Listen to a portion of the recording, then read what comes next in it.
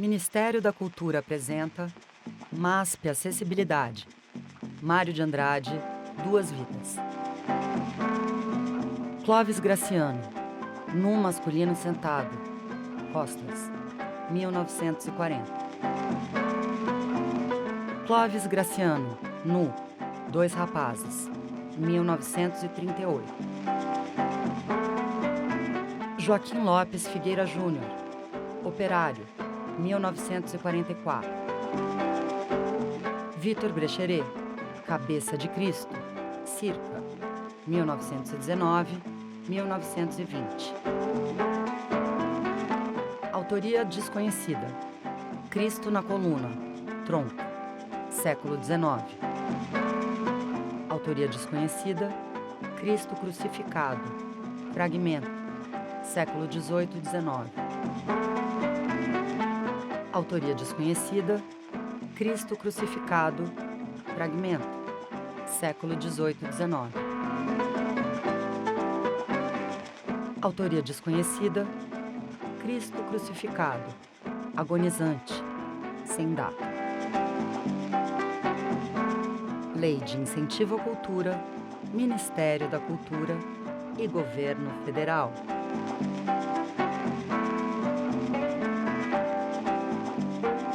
Nesta faixa audiovisual, apresentamos alguns temas e linguagens artísticas colecionados por Mário de Andrade, tais como desenhos, nus masculinos, trabalhadores e obras sacras.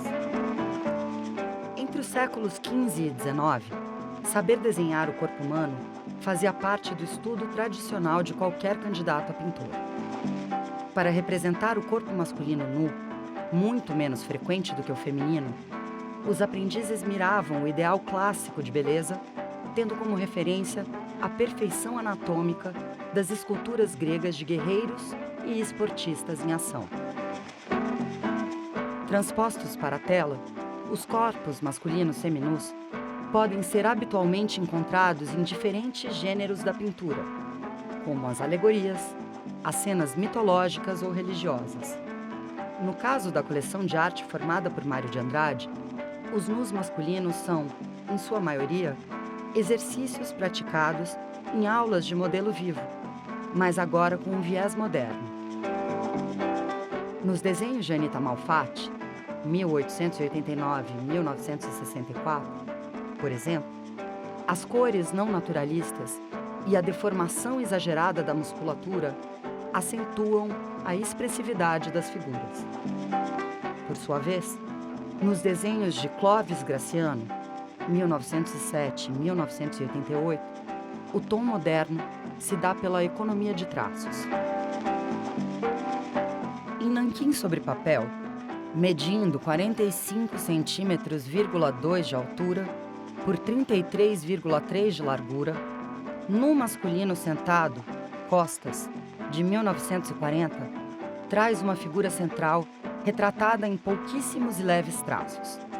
Sentado de costas para o espectador, o jovem de tronco largo e músculos aparentes está com a perna direita dobrada para fora e encostada na superfície onde senta, e a perna esquerda dobrada para cima, com o pé apoiado na superfície embaixo dele.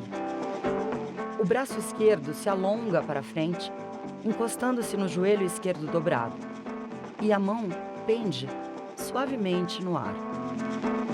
O braço direito está esticado ao lado do corpo, com a mão espalmada apoiando-se na superfície que sustenta a figura. O rosto está ligeiramente de perfil. Exibe um nariz reto, pequenos olhos e lábios um pouco cheios.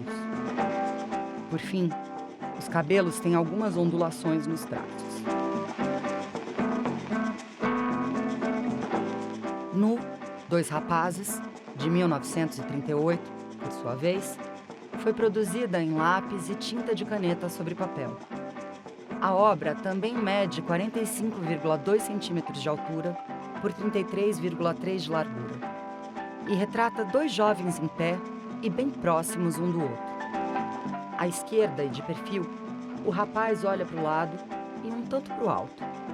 Ele está com a perna direita mais à frente que a outra e tem o joelho dobrado, escondendo as partes íntimas mas deixando ver em poucos traços alguns pelos pubianos. O cotovelo direito está dobrado para trás e sua mão direita apoia-se na nádega. Os pés são grandes e estão bem plantados na superfície. O outro jovem, do lado direito, está um pouco mais recuado de costas, mas girando levemente para a esquerda e não vemos seu rosto. O braço esquerdo está esticado ao longo do corpo e o direito dobrado, mas as mãos estão fora do enquadramento. As nádegas são bastante arredondadas, assim como as pernas, que quase se entrelaçam com as do parceiro.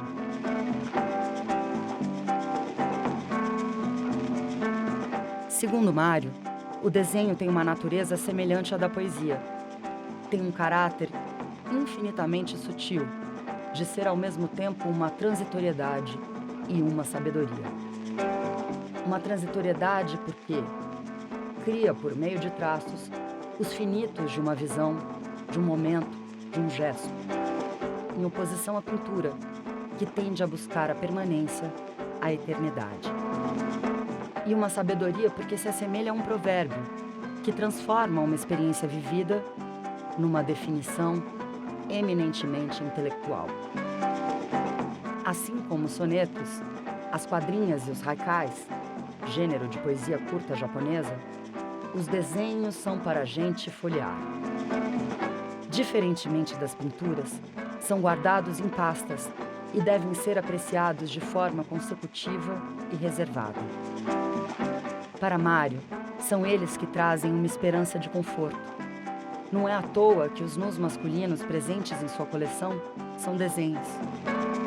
Ainda que, isoladamente, não sejam eróticos, quando são entendidos como um conjunto de imagens apreciadas de maneira privada, longe de julgamentos moralistas, eles podem ser lidos sob uma perspectiva de recepção queer, mesmo que essa não tenha sido a intenção inicial dos artistas.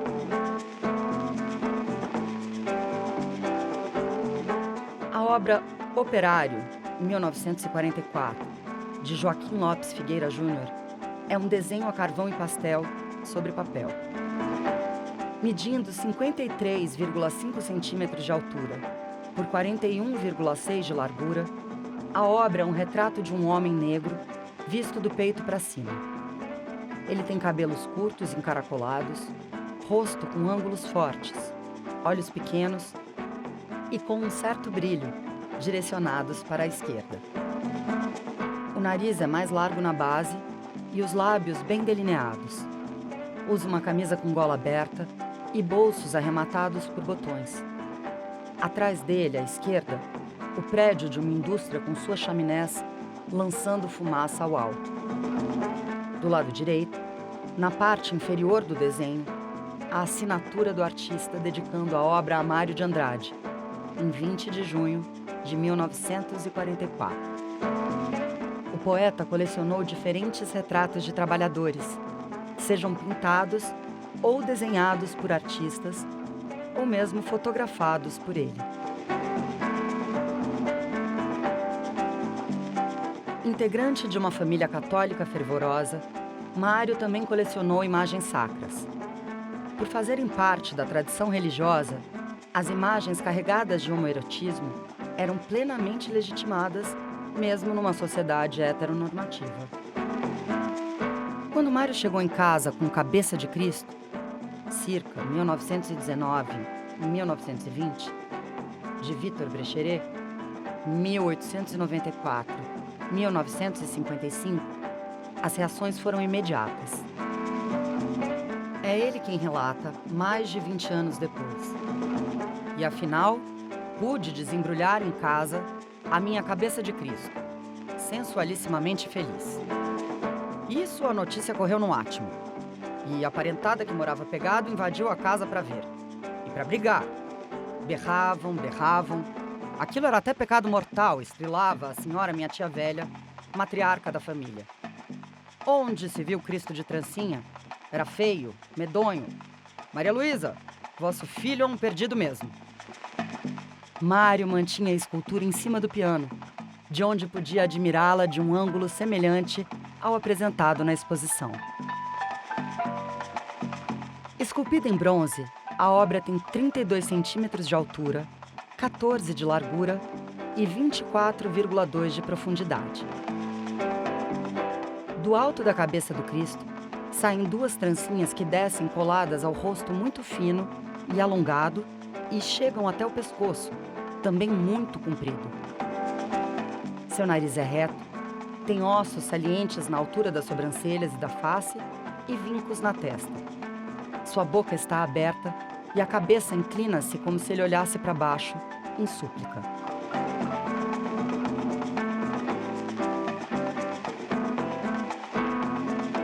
No acervo de Mário, aqui exposto, temos a escultura Cristo Crucificado Agonizante, sem data e de autoria desconhecida. A obra foi produzida em marfim policromado e mede 22,5 centímetros de altura por 20,8 de largura e 4,5 de profundidade. Retrata Cristo de braços abertos e pernas unidas, com um pé sobre o outro.